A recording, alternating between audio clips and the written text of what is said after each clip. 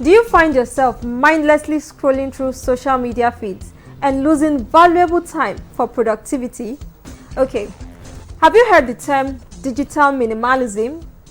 Experts say it might just be the solution to your problem. So join me on The Genesis.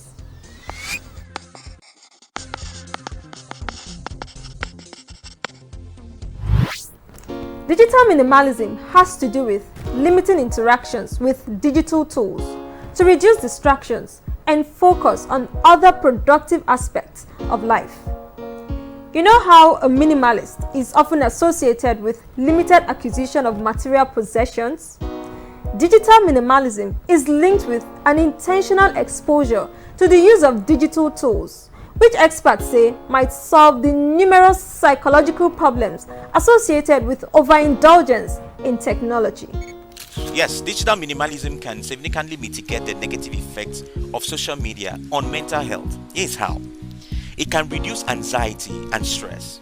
You know very well that constant notifications and the pressure to stay connected can lead to anxiety. Every time that, especially when you are addicted to your phone or addicted to a particular app, for example TikTok. There's a lot of funny things on TikTok that a lot of people that get people hooked up where they're addicted to it. So that could put pressure on you. To be honest with you, it could put pressure on you. You see people wearing certain clothes that you can't afford. You see your friends are going far in life and you want to aspire to be like them. That could push you to do things you're not supposed to do. Most times you see our kids, every time before they sleep, not even our kids, adults as we are.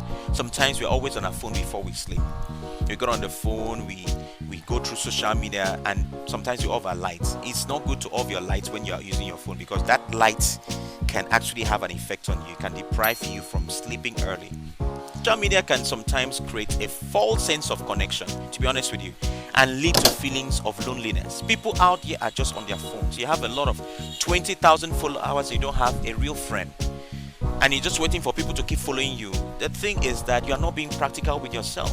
When you go out to the real world, some people tell me I am introvert. How did you become an introvert? Because you don't communicate with real people. What you do is you're The term digital minimalism was first coined in a book titled Digital Minimalism: Choosing a Focused Life in a Noisy World by Cal Newport, a professor of computer science at the Georgetown University in the United States and also a best-selling author.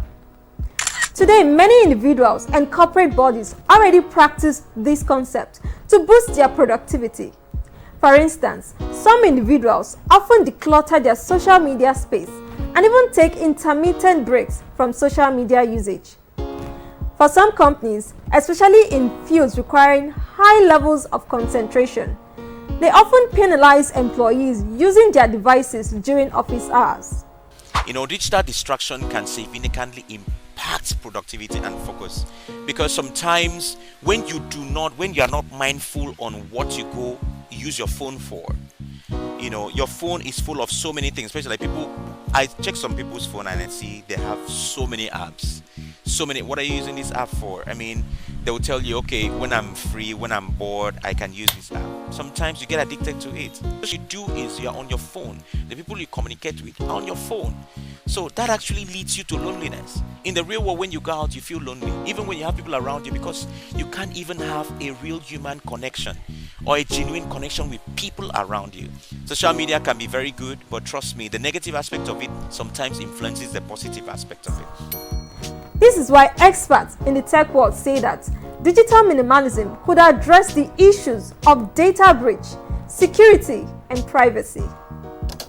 The bottom line of this worldview is that a simple, carefully curated digital life is not a rejection of technology.